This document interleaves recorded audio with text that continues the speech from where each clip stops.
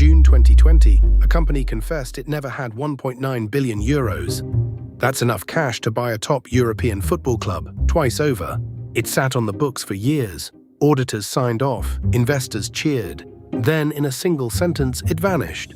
The company was Wirecard, Germany's proudest fintech, a member of its top 30 club, and the one man who could explain it had already boarded a private jet.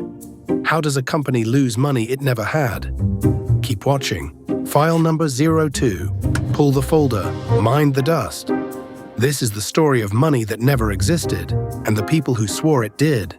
I've filed a lot of frauds. This one grew wings. Rewind to 1999. A small online payment startup opens near Munich. The internet was young. Someone had to move the money. In 2002, a man named Markus Braun takes over as CEO. Black turtlenecks. Talk of the future. And people listened. On paper, Braun becomes a billionaire. He owns a large slice of the company he runs, and the company keeps climbing. On what exactly? Almost no one asked. In 2005, Wirecard reaches the stock market through a back door. Instead of a normal listing, it merges into an empty shell company. Fewer questions. Faster access to other people's money. The company grows and grows and grows. By September 2018, it happens. Wirecard joins the DAX, Germany's 30 most valuable companies. It shoves Commerzbank aside to get there. Investors call it the pride of German tech, proof the country can build the future, not just cars and chemicals. The higher the stock climbed, the fewer people checked the ground beneath it. At its peak, Wirecard is worth about 24 billion euros. For one strange moment, a 19-year-old payments firm outvalues Deutsche Bank, a 148-year-old giant. Picture a brand new corner shop outpricing a national bank. Pension funds pile in. Analysts raise their targets. Every chart pointed up. One of them was pointing at a lie. For a while, it looked unstoppable. But one reporter in London was reading the fine print, and the numbers didn't add up. Back in 2015, a journalist named Dan McCrum starts digging for the Financial Times. His series even had a nickname, the House of Wirecard. He asks one simple question. Where do the profits actually come from? Much of the money supposedly came from partners in far-off places, firms handling payments Wirecard never touched. On paper, they were gold mines. Some were impossible to find. For years, few listened. The stock kept rising anyway. Then, January 2019, the FT drops a bombshell. Reporters describe forged backdated contracts in a Singapore office used to fake deals across Asia. You'd expect regulators to raid the company. Watch what happened instead. Germany's financial watchdog is called BaFin. In February 2019, it bans short selling, betting a stock will fall, of Wirecard shares for 2 months. The first time Germany ever shielded a single company that way. Then it files a criminal complaint, not against Wirecard, but against the 2 reporters. Let that settle. A watchdog smelled smoke and investigated the fire alarm. Think about that. The people exposing the fraud became the suspects. The reporters were accused of market manipulation. The probe didn't close until autumn 2020, after the company was already dead. Here's the part almost nobody knows.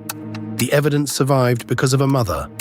A junior in-house lawyer named Pav Gill had investigated the fraud from the inside. Inside, he had flagged a secret project. For his trouble, he lost his job. His mother, Sokhbir Kaur, quietly copied his files, then contacted the FT herself. Those documents fueled years of reporting. Meanwhile, the money kept pouring in. In April 2019, SoftBank announced a 900 million euro deal. Wirecard's share price jumped more than 9% in a single day. The world's boldest tech investor had blessed the company. Surely SoftBank had checked. Most people assumed so. Later, the Irish Times reported that Wirecard forged client details to win that very investment. By 2020, the pressure forced a special audit. Wirecard hired KPMG to prove it was clean. In April 2020, KPMG delivered its verdict, sort of. It could not verify most of Wirecard's third-party profits from 2016 to 2018, nor roughly 1 billion euros supposedly held for the company by outside parties in Asia. The audit couldn't find the money. Soon no one could. Remember that confession from the start. Here's how the company reached it. June 2020. The walls come down fast. On the 18th, the auditor, EY, refuses to sign the accounts. The reason? Roughly 1.9 billion euros the company claimed to hold in the Philippines, cash EY could not find. The next day, June 19th, Chief Operating Officer Jan Marsalek disappears. He claimed he was flying to the Philippines to clear his name. That travel record turned out to be forged.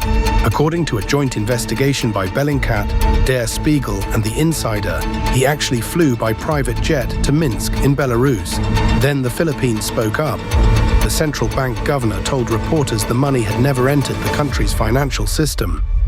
Two of the nation's biggest banks said they'd never had Wirecard as a client. The documents carrying their letterheads? Fabrications. Both banks suspended or fired staff linked to the forged papers. On June 22nd, Wirecard admitted the 1.9 billion euros, with prevailing probability, does not exist. The same day, Markus Braun turned himself in to Munich prosecutors, posted 5 million euros bail, and walked out the next morning. On June 25th, Wirecard filed for bankruptcy. The share price fell more than 98% from its peak. A 100 euro note had become loose change. Employees lost their jobs overnight. Small investors lost their savings.